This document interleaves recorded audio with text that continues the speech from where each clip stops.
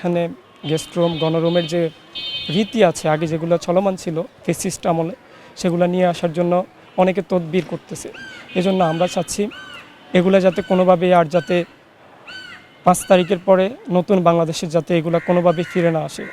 বাংলা ইসলামী ছাত্র শিবির institute of health technology কর্তৃক আজকে আমরা ক্যাম্পাসে প্রিন্সিপাল বরাবর স্মারকলিপি প্রদান করেছি। প্রথমত আমাদের বিষয়গুলো ছিল ক্যাম্পাসের সার্বিক উন্নয়ন এবং প্রয়োজনীয় যে সংস্কার আছে এগুলোর বিষয়। তার মধ্যে আমরা কিছু দাবি দাবা স্যারের কাছে স্মারকলিপি আকারে উপস্থাপন করেছি।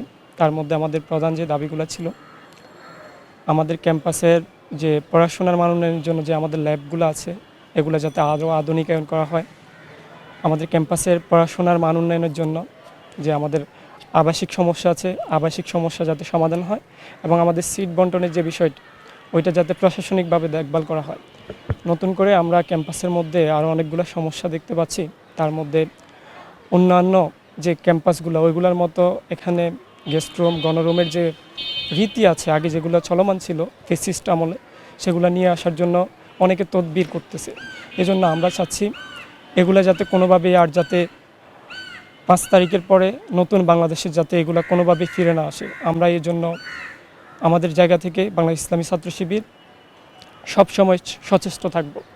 আমাদের ক্যাম্পাসটা যাতে সুন্দর সাবলীল সহ অবস্থানের একটা ক্যাম্পাস হয়, এই ক্যাম্পাসটা যাতে সৌন্দর্যবর্ধক হয়, এই ক্যাম্পাসে যাতে সৃজনশীল চর্চা হয়, যার যে জায়গায় যোগ্যতা সক্ষমতা আছে সে তার জায়গাগুলোতে যাতে সেই যোগ্যতা সক্ষমতার পরিচয় দিতে পারে। এসব সকল বিষয় নিয়ে আজকে আমাদের 14টা বিষয় নিয়ে আমাদের স্মারকলিপি দেওয়া হয়েছে।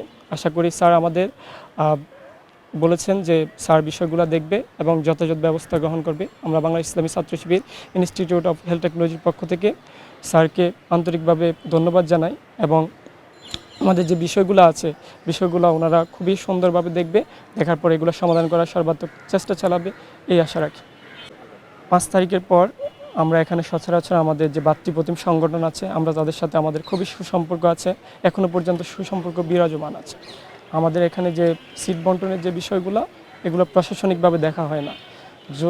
তাতে আমাদের যে সাধারণ যে স্টুডেন্টরা আছে ছাত্রছাত্রী আছে তারা বিভিন্ন সময় বিভিন্ন জনের কাছে যাওয়া লাগে, খোঁজা লাগে, অনেক সময় তার পর্যাপ্ত পরিমাণে যে সিটটা ওটা পাচ্ছে না।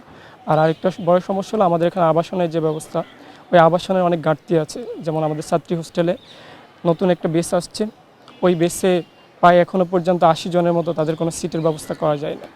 আমরা স্যারকে বলেছি, এর আগেও বলেছি, আমাদের 1 মাস পরে ক্লাস শুরু হয়েছে এই সিটের কারণে, যেহেতু পর্যাপ্ত পরিমাণে আবাসন নাই এজন্য ক্লাস শুরু করতে পারে না। আমাদের মধ্যে তেমন কোনো কোন্দল নাই, আমরা মোটামুটি ভাতৃপ্রতিমভাবে যেভাবে থাকা দরকার আমাদের যে সংগঠনগুলো আছে সবাই আমরা খুব সুন্দরভাবে সুশৃঙ্খলভাবে আছি।